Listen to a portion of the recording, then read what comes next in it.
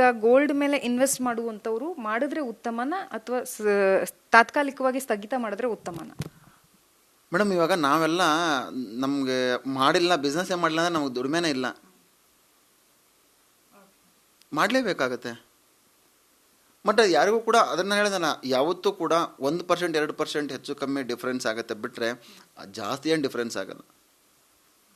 ತೊಗೊಳ್ಳೋರು ಬೇಕು ಅಂದರೆ, ಇವಾಗ ಮದುವೆ ಸಮಾರಂಭ ಇರ್ತದೆ, ಏನೋ ಮನೇಲಿ ಒಂದು ಕಾರ್ಯಕ್ರಮ ಇರ್ತದೆ, ಅದಕ್ಕೆ ಚಿನ್ನ ಬೇಕೇ ಬೇಕಾಗಿರುತ್ತೆ, ತೊಗೊಳ್ಳೇಬೇಕಾಗತ್ತೆ, ಬೇರೆ ವಿಧಿ ಇಲ್ಲ.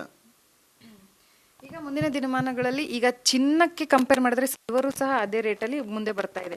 ಸೊ ಚಿನ್ನನ ಸೈಡ್ ಹೊಡೆಯುತ್ತೆ ಸಿಲ್ವರ್ ಅಂತ? ಮೇಡಮ್ 100% ಚಿನ್ನ ಜೊತೆ ಕಾಪರ್ ರೇಟ್ ಜಾಸ್ತಿ ಆಗ್ತಾ ಇದೆ.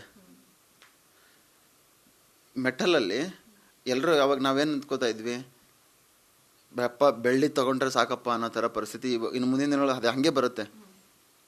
ತುಂಬ ಕಷ್ಟ, ಬೆಳ್ಳಿನೇ ಸಿಗ್ತಾ ಇಲ್ಲ. ಇವಾಗ ಚಿನ್ನ ಸಿಗುತ್ತೆ, ಬೇಕಾದ್ರೆ ಬೆಳ್ಳಿ ಸಿಗಲ್ಲ. ಯಾಕಂದರೆ ಒಂದು ದೇಶ, ಯಾವುದೋ ಒಂದು ದೇಶ ಒಂದು ಒಂದು ಒಂದು ಒಂದು ರಾಜ್ಯ ನಡೆಸಬೇಕು ಅಂತಂದರೆ ಸುಮ್ಮನೆ ನಡೆಸೋಕ್ಕಾಗಲ್ಲ. ಅವರವರಲ್ಲೇ ಆದಂಥ ಸ್ಟಾಕ್ ಮೇಂಟೈನ್ ಮಾಡ್ತಾ ಇರ್ತಾರೆ. ಅದನ್ನು ಅವರು ಬೇರೆ ದೇಶಕ್ಕೆ ಹೊರಗಡೆ ಮಾರ್ಕೆಟಿಗೆ ತೊಗೊಂಡು ಬಂದರೆ ಮಾತ್ರ ಅದರ ರೇಟ್ ಕಮ್ಮಿ ಆಗುತ್ತೆ.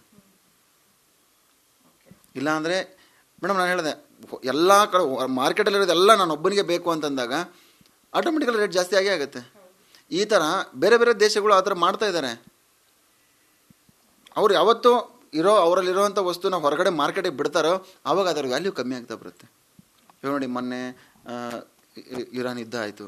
ಆ ಯುದ್ಧ ಆದಾಗ ಅವರು ಸ್ಟಾಕ್ ಮಾಡಿ ಇಟ್ಟುಕೊಂಡಿರೋಂಥ ಚಿನ್ನನ ಅವರು ಮಾರಿ ಅವ್ರಿಗೇನಾರು ಮುಂದಿನ ಅವ್ರ ದೇಶಕ್ಕೆ ಆಗಿರುವಂಥ ನಷ್ಟನ ಬರೆಸ್ಕೋಬೇಕು ಅಂದರೆ ಅದನ್ನು ಮಾಡಿದ್ರೆ ಮಾತ್ರ ಅವ್ರ ದೇಶದಲ್ಲಿರುವಂಥ ಚಿನ್ನ ನಮಗೆ ಹೊರಗಡೆ ಬರೋಕ್ಕೆ ಸಾಧ್ಯ.